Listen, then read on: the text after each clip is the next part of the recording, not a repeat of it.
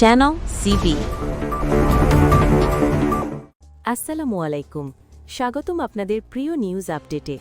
পাবনায় বিশেষ অভিযান চালিয়ে 5টি আগ্নেয়াস্ত্র ও বিপুল পরিমাণ গুলি সহ 3 জনকে গ্রেফতার করেছে পুলিশ।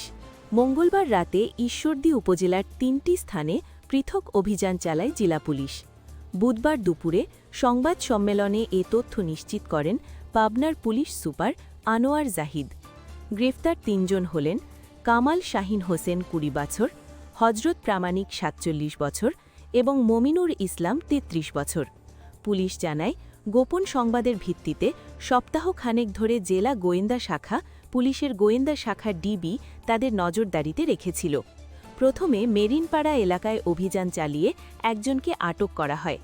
পরে তাঁর দেওয়া তথ্যের ভিত্তিতে আরও 2 স্থানে অভিযান চালিয়ে বাকি 2 জনকে গ্রেফতার করা হয়।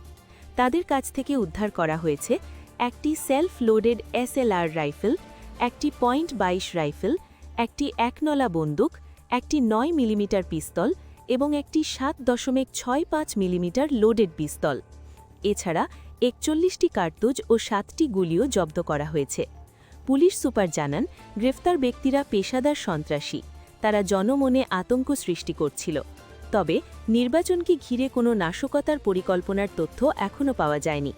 পুলিশ জানিয়েছে, অভিযানে জড়িত চক্রের অন্য সদস্যদের গ্রেফতারের চেষ্টা চলছে। গ্রেফতারদের আদালতের মাধ্যমে জেল হাজতে পাঠানোর প্রক্রিয়া চলছে। এ ধরনের গুরুত্বপূর্ণ আপডেট পেতে আমাদের চ্যানেলটি সাবস্ক্রাইব করুন এবং ভিডিওটি শেয়ার করুন। সবাই ভালো থাকুন। আল্লাহ হাফেজ। Subscribe now for daily news and updates.